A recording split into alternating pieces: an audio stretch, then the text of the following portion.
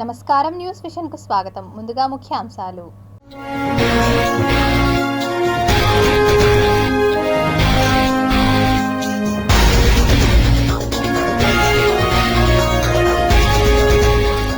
సముద్రంలో వింత కన్నాలు, షాక్ అయిన పరిశోధకులు. కుంభమేళా చరిత్రకు 850 ఏళ్లు, బృహస్పతి కదలికలే ప్రధానం. పాస్ పుస్తకాలపై రాజముద్ర మాత్రమే ఉండాలి, రెవెన్యూ శాఖపై సమీక్షలో ముఖ్యమంత్రి చంద్రబాబు కీలక ఆదేశాలు. రికార్డు స్థాయిలో జనసేన సభ్యత్వాల నమోదు, నాగబాబు కీలక ప్రకటన. వేడుకగా ఆడి కృత్తిక మహోత్సవాలు, సుబ్రహ్మణ్య స్వామి ఆలయాలలో ప్రత్యేక పూజలు. శ్రీవారి భక్తులపై దుకాణ నిర్వాహకుడి దాడి, షాప్ను సీజ్ చేసిన రెవెన్యూ అధికారి.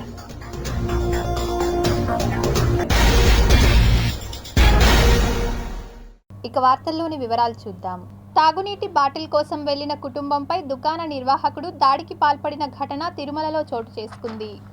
విశాఖపట్నానికి చెందిన APSP constable K Chandrababu, Newport police station constable Anucha దంపతులు శ్రీవారి దర్శనార్థం కుటుంబ సభ్యులతో కలిసి కాలినడకన శ్రీవారి మెట్టు మార్గంలో సోమవారం మధ్యాహ్నం తిరుమల చేరుకున్నారు. స్థానిక కౌంటర్లో లగేజీ తీసుకోవడానికి వారు వెళ్లగా వారి కుమారుడిని వాటర్ బాటిల్ కోసం స్థానికంగా సురేష్ అనే వ్యక్తి నిర్వహిస్తున్న దుకాణానికి పంపారు. సీలు తీసివేసిన వాటర్ బాటిల్కు 60 రూపాయలు వసూలు చేయడంతో బాలుడి తల్లి అనూచ సీలు ఉన్నది ఇవ్వాలని కోరారు. దుకాణదారుడు ఆమెతో అమర్యాదగా మాట్లాడుతూ దాడికి ప్రయత్నించడంతో కుమారుడి ద్వారా విషయం తెలుసుకున్న కె చంద్రబాబు అక్కడికి చేరుకున్నాడు. ఈ క్రమంలో వాగ్వాదం కొనసాగి దుకాణదారుడు వాటర్ బాటిల్తో కె చంద్రబాబు పైన దాడి చేయడంతో అతని చెవికి గాయమైంది. అనూచను కాలితో తన్నాడు. అడ్డుకునేందుకు ప్రయత్నించిన టీటీడీ సెక్యూరిటీ సిబ్బంది సాయికుమార్ పైన దాడికి పాల్పడడంతో అతని చేతికి గాయమైంది. దీంతో బాధితులు పోలీసులను ఆశ్రయించడంతో వారు కేసు నమోదు చేశారు. స్పందించిన టీటీడీ రెవెన్యూ అధికారులు దుకాణాన్ని సీజ్ చేశారు. నిందితుడి కోసం గాలింపు చేపట్టారు. సార్లు కొట్టడానికి ట్రై చేస్తే కానిస్టేబుల్ డ్యూటీ ఉండడం వల్ల ఆపారు. మూడోసారి ఒక ఆయన కానిస్టేబుల్ మన సెక్యూరిటీ ఆయన ఉన్నాయని కూడా ఆపుతూ ఆయన ఆపకుండా మూడోసారి నా మీద అటాక్ చేయడం జరిగింది. అది బాటిల్, ఫుల్ బాటిల్, గాజు బాటిల్, కూల్ డ్రింక్ది గాజు బాటిల్, అది ఈ సైజ్ బాటిల్. అంగుల షాప్ ఆయనే అనుకుంటా, భార్య భర్త అలా మదర్ అనుకుంటా. ఆవిడ కూడా కొడుకుని ఆపడం మానేసి అలా లాంగ్వేజ్ అమ్మల్ని అక్కల్ని తిడుతున్నప్పుడు ఆపడం మానేసి అదే దాన్ని కంటిన్యూ చేసింది. ఆవిడ ఒక తల్లిగా వేరే తల్లిని తిడుతున్నప్పుడు ఒక తల్లిగా ఆపాలి. కానీ ఆయన అసలు ఆయన పద్ధత ఏం బాగాల. అసలు ఆయన ఇక్కడ షాప్ ఇవ్వడమే బుద్ధి తక్కువ.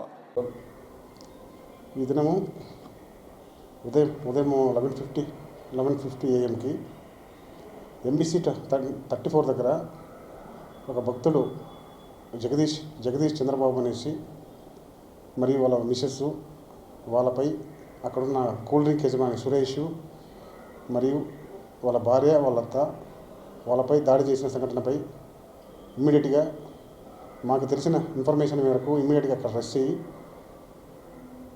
దాన్ని వాళ్ళని అదుపులోకి తీసుకొని కేసు రిజిస్టర్ చేసి ఫిర్యాదుదారుని కంప్లైంట్ మేరకు కేసు రిజిస్టర్ చేసి దానిపైన పోలీసు వారు ఇమ్మీడియట్గా స్పందించి కేసు రిజిస్టర్ చేసేసి దర్యాప్తు జరుగుతుంది.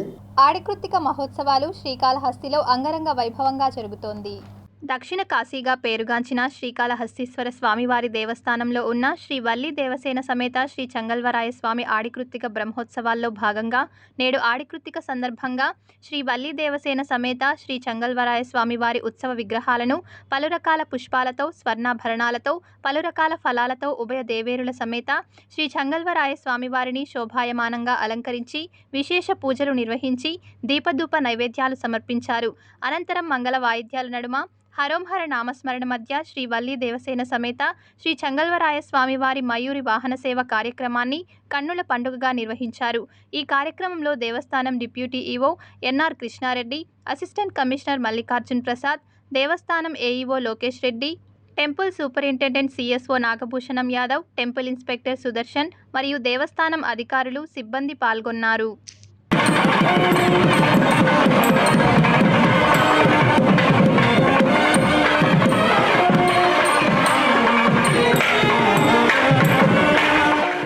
ఆగస్టు 1 నుండి 31వ తేదీ వరకు శ్రీవారి పుష్కరిణి మూతపడనుంది.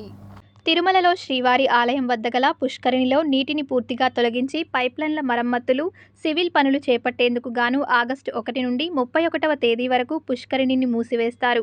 ఈ కారణంగా నెల రోజుల పాటు పుష్కరిణి హారతి ఉండదు. సాధారణంగా స్వామివారి పుష్కరిణిలో నీరు నిల్వ ఉండే అవకాశం లేదు. పుష్కరిణిలో నీటిని శుద్ధి చేసి తిరిగి వినియోగించేందుకు అత్యుత్తమ రీసైక్లింగ్ వ్యవస్థ అందుబాటులో ఉంది. నిరంతరాయంగా కొంత శాతం చొప్పున నీటిని శుద్ధి చేసి తిరిగి వినియోగిస్తారు. శ్రీవారి వార్షిక బ్రహ్మోత్సవాల సందర్భంగా ఒక నెల రోజుల పాటు పుష్కరిణిలో నీటిని తొలగించి చిన్న చిన్న మరమ్మతులను పూర్తి చేస్తారు. పుష్కరిణి మరమ్మతుల కోసం మొదటి 10 రోజుల పాటు నీటిని తొలగిస్తారు. ఆ తర్వాత 10 రోజులు మరమ్మతులు ఏవైనా ఉంటే పూర్తి చేస్తారు. చివరి 10 రోజులు పుష్కరిణిలో నీటిని నింపి పూర్తిగా సిద్ధం చేస్తారు. పుష్కరిణిలోని నీటి pH విలువ 7 ఉండేలా చూస్తారు. టీటీడీ వాటర్ వర్క్స్ విభాగం ఆధ్వర్యంలో ఈ పనులు చేపడతారు. విధి నిర్వహణలో ఉన్న ట్రాఫిక్ అకౌంట్స్టేబుళ్లకు హెల్మెట్, లైఫ్ జాకెట్లను రాష్ట్ర ఫౌండేషన్ ఆధ్వర్యంలో వితరణగా అందించారు. Steels and gold merchant organisation వారు కొన్ని హెల్మెట్స్, బ్యాటన్స్, తర్వాత రిఫ్లెక్టివ్ జాకెట్స్ ఇవ్వడం జరిగింది.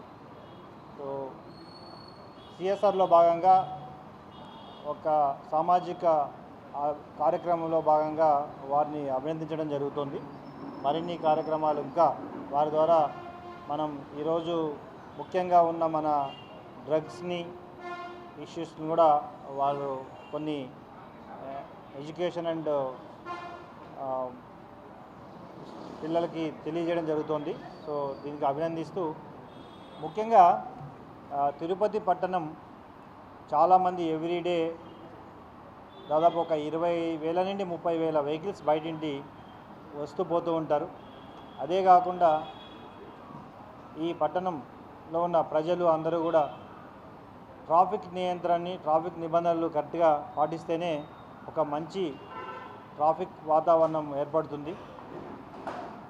అందులో భాగంగా మా ట్రాఫిక్ వారు కొంతవరకు విధులు నిర్వర్తిస్తున్నా కానీ ఆ ట్రాఫిక్ని మరింత భద్రతాపరంగా ప్రయాణికులు వారి వారి గమ్యస్థానాలకు చేరుస్తూ ఒక క్రమశిక్షణ గల ట్రాఫిక్ నియంత్రణని ఇక్కడున్న ప్రజలకు, వాహనదారులకు ఏర్పాటు చేయాలని నేను మీడియా ద్వారా కోరుతున్నాను. శ్రీకాళహస్తీశ్వర ఆలయంలో వర్షపు నీరు లీకేజీ నివారణ కొరకు పూణేకి చెందిన ఓ దాత 5 కోట్ల రూపాయలు విరాళంగా అందించారు. వెంకటేశ్వరన్ గ్లోబల్ ట్రస్ట్ వారు ఆలయ రూఫ్ సీలింగ్ మరమ్మతులకు 5 కోట్ల రూపాయలను విరాళంగా అందించారు. వాయులింగేశ్వరుని ఆలయము అతి పురాతన ఆలయం. చోళులు, పల్లవుల రాజుల కాలం నాటి ఆలయంగా ప్రసిద్ధిగాంచింది. అతి ప్రాచీన కాలం నాటి ఆలయ నిర్మాణం కావడంతో వర్షాకాలంలో వర్షపు నీరు పైకప్పు నుండి నీరు కారుతున్న నేపథ్యంలో భక్తులు తీవ్ర అసౌకర్యానికి గురయ్యేవారు.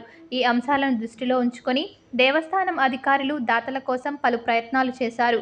శ్రీకాళహస్తి ఆలయ పైకప్పు మరమ్మతులకు గురికావడంతో 1886 సంవత్సరంలో పైకప్పు పనులు ప్రారంభించారు. పనులు 7 సంవత్సరాల వ్యవధిలో పూర్తిగా నిర్మించారు. చెన్నైకి చెందిన నాటుకోటి శెట్టియార్ అనే భక్తుడు అప్పటిలోనే 9 లక్షల రూపాయలు వెచ్చించి ఆలయం పైభాగం పూర్తిగా వేయించారు. అప్పటి నుంచి ఆలయంలో వర్షం నీరు లీకేజీలు లేకుండా ఉండేది. ఇటీవల కాలంలో ఆలయ పైభాగంలో కొన్ని చోట్ల మరమ్మతులు చేయడం వలన, అధిక బరువులు పెట్టడం వలన ఆలయ పైకప్పు భాగం చాలా వరకు బీటలు రావడంతో వర్షపు నీరు ఆలయంలోనికి లీక్ అవుతోంది. 1000 ఏళ్ల నాటి పద్ధతిలో ముక్కంటి ఆలయం పైకప్పు, బీటలకు మరమ్మతు పనులు 5 కోట్ల రూపాయల అంచనాతో ప్రారంభమయ్యాయి. దీనికి ఖర్చు పెట్టేందుకు పూణే భక్తుడు ముందుకు వచ్చారు. శ్రీకాళహస్తీశ్వర ఆలయ పైకప్పు, బీటల మరమ్మతు పనులు పురాతన నిర్మాణ శైలిలో కొనసాగుతున్నాయి. ఐఐటి నిపుణుల పర్యవేక్షణలో ప్రాచీన పద్ధతుల్లో సహజ పదార్థాలతోనే ఈ పనులు జరుగుతున్నాయి. కొన్నేళ్ల కిందట ముక్కంటి ఆలయం పైకప్పుకు పగుళ్లు రావడంతో వర్షం కురిస్తే నీరు కారేది. స్వామి అమ్మవార్ల గర్భాలయ సన్నిధిలో వర్షపు నీరు కారేది. ఆలయ అధికారులను, భక్తులను ఈ పరిణామం కలవరపరిచింది. పురాతన ఆలయానికి మరమ్మతు పనులు ఆధునిక పద్ధతిలో చేపడితే ప్రాచీనతకు భంగం వాటిల్లుతుంది. ఈ సమయంలో మనూరులోని కేంద్ర ఆర్కియాలజీ శాఖలో ఎపిగ్రఫీ విభాగ జాతీయ డైరెక్టర్గా ఉన్న తిరుపతివాసి మునిరత్నం రెడ్డి చొరవ తీసుకున్నారు. భారతీయ ప్రాచీనత నిర్మాణ పద్ధతులు అనుసరించి మరమ్మతులకు పూనుకోవాలని సూచించారు. పూణేకు చెందిన వ్యాపారి వెంకటేశ్వరరావు అనే భక్తుడిని ఆయన సంప్రదించారు. ఉత్తరాదేవి చారిటబుల్ ట్రస్ట్ అండ్ ఫౌండేషన్ ద్వారా సేవా కార్యక్రమాలు సాగిస్తున్న ఆయన ఈ మరమ్మత్తు పనులకయ్యే ఖర్చు భరించేందుకు ముందుకొచ్చారు. ఏడాది పాటు ఐఐటి నిపుణులతో అధ్యయనం చేయించారు. 1000 ఏళ్ల క్రితం నాటి పురాతన విధానంతో శాస్త్రీయంగా పనులు చేపట్టాలని నిర్ణయించి పనులు ప్రారంభించారు. మురుగు కాలువల్లో నీరు నిల్వకుండా చెత్త తొలగించండని అధికారులను ఆదేశించారు కమిషనర్ నారపురెడ్డి మౌర్య.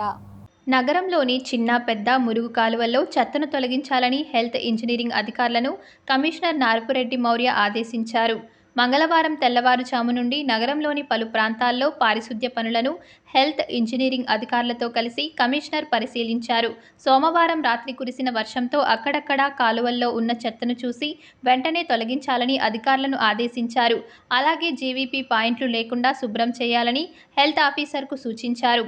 ముందుగా నగరంలోని లీలామహల్, శ్మశానం కూడలి వద్ద గల మస్టర్ వద్ద ఉద్యోగుల ముఖ ఆధారిత హాజరును పరిశీలించారు. వినాయక సాగర్ వద్ద గల చెత్త తరలింపు కేంద్రాన్ని పరిశీలించి నిర్వహణ విధానాన్ని తెలుసుకున్నారు. అక్కడి నుండి నగరంలోని పలు ప్రాంతాల్లో జరుగుతున్న పారిశుద్ధ్య పనులను పరిశీలించారు.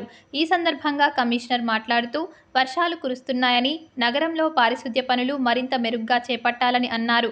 నగరంలో ఎక్కడా కూడా వర్షపు నీరు నిల్వకుండా చూడాలని అన్నారు. చిన్న పెద్ద మురుగు కాలువల్లో నిరంతరం చెత్త లేకుండా తొలగించాలని అన్నారు. హెల్త్ ఇంజనీరింగ్ అధికారుల సమన్వయం చేసుకుని నగరం పరిశుభ్రంగా ఉండేలా చూడాలని అన్నారు. కమిషనర్ వెంట మున్సిపల్ ఇంజనీర్ చంద్రశేఖర్, డిఈలు Vijay Kumar Reddy, Sanjay Kumar, health officer doctor Yuva Anvesh Reddy, sanitary సూపర్వైజర్లు చెంచయ్య, సుమతి, మేస్త్రీలు, సెక్రటరీలు తదితరులు ఉన్నారు. తిరుమల శ్రీవారిని మాజీ సీఎస్ ఎల్వి సుబ్రహ్మణ్యం దర్శించి మొక్కులు చెల్లించుకున్నారు. తిరుమల శ్రీవారి నైవేద్య విరామ సమయంలో మాజీ సీఎస్ ఎల్వి సుబ్రహ్మణ్యం దర్శించుకున్నారు. వీరికి రంగనాయక మండపంలో వేద పండితులు వేద ఆశీర్వచనాలు చేసి స్వామివారి తీర్థ ప్రసాదాలను అందించారు. అనంతరం వీరు ఆలయం వెలుపల మీడియాతో మాట్లాడారు. దేశంలో ఉన్న ప్రజలందరికీ, భక్తులకి స్వామివారి అనుగ్రహం పుష్కలంగా లభించాలని, భక్తులే కాకుండా అందరూ కూడా ధర్మ మార్గంలో సంచారం చేయాలని, ప్రత్యేకంగా ఈ మధ్యనే పదవీ బాధ్యతలు తీసుకున్న ప్రభుత్వంతో ముడిపడి ఉన్న అందరూ కూడా స్వామివారికి ఏ విధంగా చక్కని కైంకర్యాలు అందాలో, స్వామివారి భక్తులకి ఎలాంటి చక్కని సేవలు అందాలో వారందరూ కూడా జాగ్రత్తగా గమనించి భక్తులకు అందించాలని చెప్పి నేను సవినయంగా మనవి చేస్తున్నాను. మనందరి అదృష్టం, మనందరికీ కలియుగ దైవం మన ముంగిట్లో ఉన్నాడు.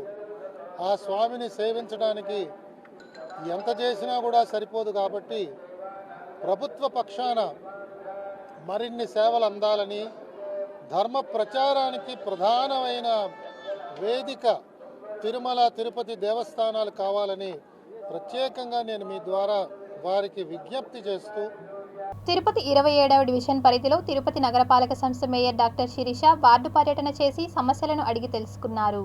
సోమవారం రాత్రి కురిసిన వర్షానికి వార్డు ప్రజలు ఎదుర్కొంటున్న సమస్యలు అడిగి తెలుసుకునేందుకు తిరుపతి నగరపాలక సంస్థ అధికారులతో కలిసి మేయర్ డాక్టర్ శిరీష వార్డు పర్యటన చేశారు. ఈ సందర్భంగా వార్డులోని ప్రజలను సమస్యలను అడిగి తెలుసుకుని తక్షణమే సంబంధిత సిబ్బందికి తెలిపి సమస్యలను పరిష్కరించే దిశగా కృషి చేయాలని తెలిపారు. మేయర్ మీడియాతో మాట్లాడుతూ సోమవారం రాత్రి కురిసిన వర్షానికి డ్రైన్స్, కాలువలు నిండిపోయాయి అనే సమాచారంతో సంబంధిత సిబ్బంది సహకారంతో శుభ్రపరిచే కార్యక్రమం చేపట్టామని తెలిపారు. 27వ డివిజన్ పరిధిలో ఎంజీ కట్ట మీద చిన్న వార్డ్ సమస్యలు ప్రజల్ని తీసుకొస్తే దాన్ని ఇవాళ విజిట్ చేయడం జరిగింది. ఫీల్డ్ మీద మన ఎంఈ గారు చంద్రశేఖర్ గారు, డి రాజు గారు, అలాగే శానిటరీ సూపర్వైజర్ సుమతి గారితో పాటు వార్డులో ఉన్నటువంటి మా వైఎస్ఆర్సీపీ నాయకులందరం కలిసి వాళ్ళ ప్రజా సమస్యలు తెలుసుకోవడం జరిగింది. సో వాళ్ళు చేసినటువంటి ఫిర్యాదులకు తక్షణమే స్పందించి ఎంఈ గారు కానీ, సూపర్వైజర్, శానిటరీ సూపర్వైజర్ కానీ వాటిని పరిష్కరించే విధంగా చర్యలు తీసుకుంటారని హామీ ఇవ్వడం కూడా జరిగింది. సో వాళ్ళు ఏవైతే చెప్పారో అండర్గ్రౌండ్ డ్రైనేజ్ సమస్యలు, తాగునీటి సమస్యలు, అన్నిటినీ కూడా పరిష్కరించే విధంగా తగు చర్యలు తీసుకోవడం జరుగుతుంది. బెయిల్ లేకుండా జైల్లో పెట్టడమే భారతీయ జనతా పార్టీ యొక్క నిర్వచనం అని ఆల్ ఇండియా కూటమి నాయకులు పేర్కొన్నారు. ఢిల్లీ ముఖ్యమంత్రి అరవింద్ కేజ్రీవాల్ అక్రమ అరెస్టు నిరసనగా దేశవ్యాప్తంగా ఇండియా కూటమి నాయకులు నిరసన కార్యక్రమాన్ని చేపట్టారు. ఈ సందర్భంగా తిరుపతి ఆర్టీసీ బస్టాండ్ సమీపంలోని అంబేద్కర్ విగ్రహానికి పూలమాల వేసి వినతిపత్రం అందజేశారు. ఇండియా కూటమి నాయకులు మోడీ, అమిత్ షా నియంత పాలన దేశంలో కొనసాగిస్తున్నారని పేర్కొన్నారు. అక్రమంగా అరెస్టు చేసి 90 రోజులు గడుస్తున్నా ఇంతవరకు బెయిల్ రానివ్వకుండా బీజేపీ వ్యవహరిస్తుందని, ఢిల్లీ ముఖ్యమంత్రి కేజ్రీవాల్ ఆరోగ్యం క్షీణించినప్పటికీ విడుదల చేయకపోవడం పట్ల ఇండియా కూటమి నాయకులు ఆగ్రహం వ్యక్తం చేశారు. బీజేపీ దురహంక రాజకీయాలు నశించాలని డిమాండ్ చేశారు. భారతదేశ వ్యాప్తంగా ఈవేళ బీజేపీకి వ్యతిరేకంగా నిరసన ఆందోళన కార్యక్రమం చేస్తూ ఉన్నాం. భారత రాజ్యాంగాన్ని నిర్మించినటువంటి డాక్టర్ అంబేద్కర్ గారికి ఈ యొక్క మెమరాండం ఇచ్చి ఈయనైనా బీజేపీ కేంద్ర మంత్రులకు, బీజేపీ నరేంద్ర మోడీ, అమిత్ షాకు బుద్ధి వచ్చే విధంగా ఒక ఆలోచన కలిగే విధంగా చర్యలు తీసుకోవాలని చెప్పేసి తక్షణమే ఆయన విడుదల చేయాలని చెప్పేసి ఈవేళ భారతదేశ వ్యాప్తంగా ఆందోళన చేస్తూ ఉన్నాం. భారతదేశంలో ఉన్నటువంటి అన్ని సంస్థల్ని ప్రధానమంత్రి మోడీ గారు అతను కనుసన్నల్లో పెట్టుకొని అతను చెప్పినట్టుగా ఆడుతున్నారు. వాళ్ళందరూ కూడా ఈయన చేతిలో కీలు బొమ్మలు. న్యాయం, చట్టం ఇవన్నీ ఉన్నా కూడా వాటిని లెక్క చేయకుండా ఇన్ని రోజులు కేజ్రీవాల్ని అరెస్టులో ఉంచడం చాలా అప్రజాస్వామికం. అసలు భారతదేశంలో ప్రజాస్వామ్యం ఉందా అని మేము ప్రశ్నిస్తున్నాం. ఈరోజు మేము అడుగుతున్నాం భారతీయ జనతా పార్టీని, ఇది భారతీయ జనతా పార్టీ కాదు. బి అంటే బెయిల్ లేకుండా, జే అంటే ప్రతిపక్ష నాయకుల్ని జైల్లో పెట్టే పార్టీ బీజేపీ పార్టీ అని భారతదేశ వ్యాప్తంగా తెలుస్తూ ఉంది. అందులో భాగంగానే మనకందరికీ తెలుసు, ఈరోజు ఢిల్లీలో విద్య అయితేనేమి, వైద్యం అయితేనేమి, రవాణా అయితేనేమి, మహిళల భద్రత అయితేనేమి అంతర్జాతీయ స్థాయి ప్రమాణంతో తీర్చిదిద్దిన ఆదర్శ ముఖ్యమంత్రి ఎవరైనా ఈ భారతదేశంలో ఉన్నారంటే అరవింద్ కేజ్రీవాల్ గారు మాత్రమే. ఆయన ఈ రోజున బీజేపీని ఎదుర్కొంటున్నారు. బీజేపీకి లొంగలేదు కాబట్టి ఈ రోజున అక్రమంగా అరెస్ట్ చేశారు. సీఎం కేజ్రీవాల్ని అక్రమంగా అరెస్ట్ చేసి జైల్లో పెట్టడం, ఈవేళ ప్రాణాపాయ స్థితిలో ఉన్నా కూడా విడుదల చేయకపోవడం సిపిఎం పార్టీ ఖండిస్తోంది. ఈరోజు బీజేపీ అనుకుంటా ఉంది మా దగ్గర సిఐడీలు ఉన్నారు, వీళ్ళు ఉన్నారు, వాళ్ళు ఉన్నారని. వీళ్ళే నిన్ను జైల్లో పెట్టే పరిస్థితులు ఆ రోజులు వస్తాయని చెప్పి సిపిఎం పార్టీకి హెచ్చరిక చేస్తున్నాం. చంద్రగిరి నియోజకవర్గ వైసీపీ కార్యకర్తలు, నాయకులు ఆత్మీయతతో కలిసి షిరిడీకి వెళ్లడం చాలా సంతోషంగా ఉందని మాజీ ఎమ్మెల్యే చెవిరెడ్డి భాస్కర్ రెడ్డి పేర్కొన్నారు. చంద్రగిరి నియోజకవర్గంలో మొదటి నుంచి కూడా సంవత్సరానికి ఒక్కసారి పార్టీ ప్రజాప్రతినిధులు, ఎంపీపీలు, జడ్పీటీసీలు, సర్పంచులు, ఎంపీటీసీలు, పార్టీ ముఖ్య నాయకులు, పార్టీ ముఖ్య కార్యకర్తలు సంవత్సరానికి ఒక్కసారి ఏదో ఒక ఆధ్యాత్మిక క్షేత్రానికి వెళ్ళడం, భగవంతుని దర్శించుకోవడం, అందరం ఒక కుటుంబంలా కలిసి ఉండడం, ఒక వత్సదైక కుటుంబంలాగా కలిసి నడవడం ఆనవాయితీగా వస్తుంది. ఆ ఆనవాయితీలో భాగంగా ఈరోజు చంద్రగిరి నియోజకవర్గంలో ఉన్నటువంటి ముఖ్యులందరం కూడా, ప్రజాప్రతినిధులు, నాయకులు, కార్యకర్తలు అందరం కూడా ఈ సంవత్సరం షిరిడీకి వెళ్ళొద్దామని నిర్ణయం తీసుకొని అందరం కూడా షిరిడీకి అందరం కలిసి ఒక కుటుంబంలాగా షిరిడీకి వెళ్తున్నాం, భగవంతుని సాయినాథుని దర్శించుకొని రావడానికి. షిరిడీ ప్రోగ్రాం అనేది ఒక ఆనవాయితీగా చాలా ఏళ్ళగా జరుగుతున్న కార్యక్రమం. అందులో భాగంగా ఈరోజు కూడా మా క్యాబ్, మా వీళ్ళందరితో కూడా ఒక 3 రోజులు వాళ్ళందరూ కలిసికట్టుగా అందరం ఒక కుటుంబ సభ్యులాగా భావించి ఈ విధంగా ఒక ప్రోగ్రాంకి వెళ్ళడం జరుగుతూ ఉంది. నిజంగా చాలా ఆనందంగా ఉంది. ఎందుకంటే ఒక పిలుపు పిలిస్తే సుమారు 1100 మంది ట్రైన్ కెపాసిటీ అయితే సుమారు 1300 మంది ఎక్కువ మంది కూడా వచ్చి రావడం జరిగింది. ఇంతమందితో కలిసికట్టుగా ఈరోజు మార్నింగ్ 11కి బయలుదేరితే రేపు మార్నింగ్ 11 o'clock అక్కడ చేరుతాము. అక్కడి నుంచి 1 day దర్శనం అయితే తర్వాత ఆ రోజు నెక్స్ట్ డే మార్నింగ్ 11 o'clock బయలుదేరితే ఫ్రైడే మార్నింగ్ అంతా రావడం జరుగుతుంది. మొత్తం 3 రోజుల ట్రిప్కి సుమారు 1800 మంది చంద్రగిరి కాన్స్టిట్యున్సీ నుంచి మా క్యాడరు, మా లీడర్లు అందరూ కూడా రావడం నిజంగా చాలా సంతోషం. ఎప్పుడు ఒకటే చెప్తా ఉంటాం, అధికారమైన ప్రతిపక్షమైనా గెలిచినా ఓడినా ప్రజలతో ఉంటామని చెప్పాం. అదే మాట ప్రకారం తప్పకుండా మా క్యాడరు, మా ప్రజలు, మా లీడర్లతో ఎల్లప్పుడూ వాళ్ళతో ఉంటాం, వాళ్ళతో ప్రయాణిస్తాం. వాళ్ళందరూ కూడా మేము కూడా ఒక కుటుంబ సభ్యుల్లాగా ఉంటామని కూడా తెలియజేస్తున్నాం. పేదవాడి సొంతింటి కల తెలుగుదేశం పార్టీతోనే సాధ్యమవుతుందని టీడీపీ నేత నరసింహ యాదవ్ పేర్కొన్నారు.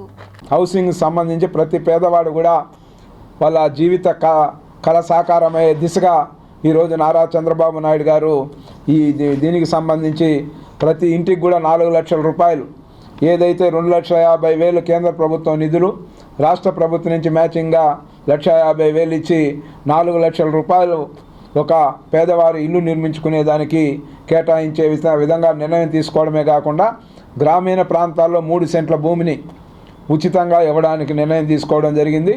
అదేవిధంగా పట్టణ ప్రాంతాల్లో 2 సెంట్ల భూమిని పేదలకు ఇచ్చే ఇంటి నిర్మాణం కోసం ఇచ్చేదానికి కూడా నిర్ణయం తీసుకోవడం జరిగింది. ఇందిరా ప్రియదర్శిని మున్సిపల్ కార్పొరేషన్ మార్కెట్లో కాస్త చినుకు పడితే ఇక నరకమే. పారిశుద్ధ్యం లోపించడంతో తీవ్ర అసౌకర్యానికి గురవుతున్నారు వినియోగదారులు. తిరుపతి స్మార్ట్ సిటీ అని చాలామంది అంటారు, కానీ ఒక్కసారి మార్కెట్కి వచ్చి చూస్తే తెలుస్తుంది ఇక్కడ ఎంత నీట్గా ఉంటుంది అనేది.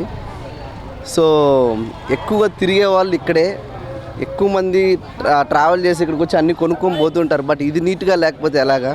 ఒక్కసారి వచ్చి చూస్తే తెలుస్తుంది. వాన పడినప్పుడు కంప్లీట్గా బురద అయిపోతుంది ఇక్కడ అంతా.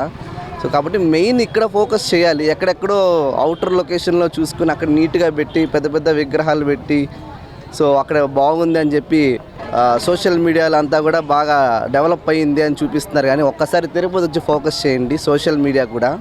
సో ఇక్కడ అంత నీట్గా అయితే లేదు. చాలామంది అవస్థ పడుతున్నారు, ఇబ్బంది పడుతున్నారు. ఈవెన్ చెప్పులు వేసుకుని వెళ్తుంటే కూడా జారి కొంతమంది పడిపోతున్నారు ఇక్కడ. కాబట్టి ఒక్కసారి తిరుపతిగా డెవలప్మెంట్ అని ఆలోచించే వాళ్ళు ఒక్కసారి మున్సిపల్ ఆఫీస్ దగ్గర ఉన్న మన ఈ మార్కెట్కి వచ్చి చూస్తే తెలుస్తుంది ఇక్కడ ఎంత నీట్గా ఉందనేది. దయచేసి ఇక్కడ ఫోకస్ చేయాల్సిందిగా కోరుతున్నానండి. ఒకప్పుడు బాగుండింది, ఒక 5 years బ్యాక్ నీట్గా ఉండింది మార్కెట్. ఇప్పుడు అస్తవ్యస్తంగా ప్రతి సందు నీళ్ళు నిలిచిపోతున్నాయి. దీన్ని మన ఇప్పుడు ఎమ్మెల్యే గారు మారినారు, కమిషనర్ గారు మారినారు, అన్నీ చూస్తారంటే ఎవరు పట్టించుకోవడంలా. రోడ్ల మీద ఎక్కడ పడితే అక్కడ దారుణాలు అయిపోతున్నాయి. మార్కెట్ పోటీలు పడి కాంట్రాక్టర్లు ఎక్కువ అయిపోయినారు.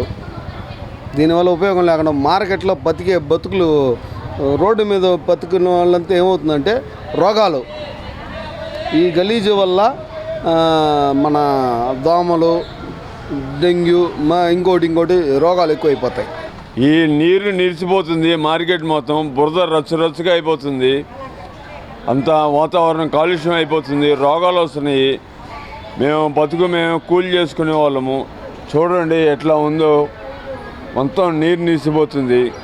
శ్రీ త్యాగరాజ ఉత్సవ కమిటీ ఆధ్వర్యంలో త్యాగరాజ ట్రస్ట్ భవనంలోని ఆడిటోరియంలో చేపట్టిన త్యాగరాజ సంగీతోత్సవాలు ఘనంగా ముగిసింది. 80వ శ్రీ త్యాగరాజ వార్షికోత్సవ సంగీతోత్సవాలు ఈరోజు మనం పరిపూర్ణం చేసుకుంటూ ఉన్నాం. ఈ 5 రోజుల కార్యక్రమంలో ఎన్నో విశేషాలు ఈసారి జరిగినాయి. ముఖ్యంగా ఈసారి లైఫ్ టైం అచీవ్మెంట్ అవార్డుని మొట్టమొదటిసారి ఇవ్వడం జరిగింది. అలాగే 72వ సప్తగిరి సంగీత విద్వాంసుని కూడా ఈసారి ఇవ్వడం జరిగింది.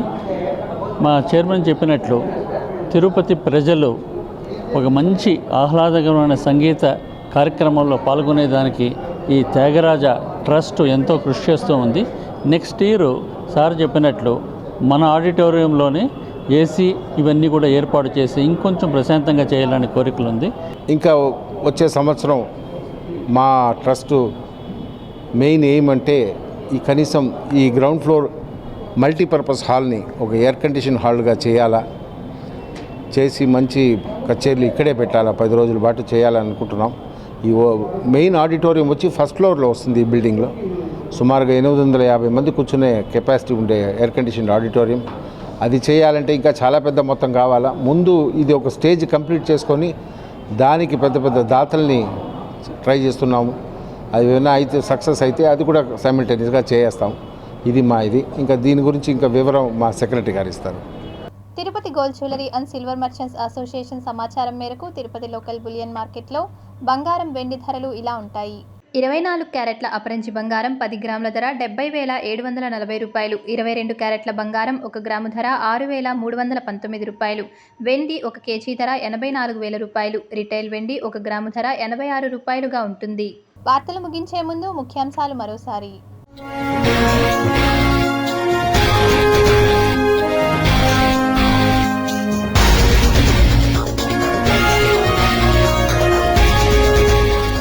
సముద్రంలో వింత కన్నాలు, షాక్ అయిన పరిశోధకులు. కుంభమేళా చరిత్రకు 850 ఏళ్లు, బృహస్పతి కదలికలే ప్రధానం. పాస్ పుస్తకాలపై రాజముద్ర మాత్రమే ఉండాలి, రెవెన్యూ శాఖపై సమీక్షలో ముఖ్యమంత్రి చంద్రబాబు కీలక ఆదేశాలు. రికార్డు స్థాయిలో జనసేన సభ్యత్వాల నమోదు, నాగబాబు కీలక ప్రకటన. వేడుకగా ఆడి కృత్తిక మహోత్సవాలు, సుబ్రహ్మణ్య స్వామి ఆలయాలలో ప్రత్యేక పూజలు. శ్రీవారి భక్తులపై దుకాణ నిర్వాహకుడి దాడి, షాప్ను సీజ్ చేసిన రెవెన్యూ అధికారి.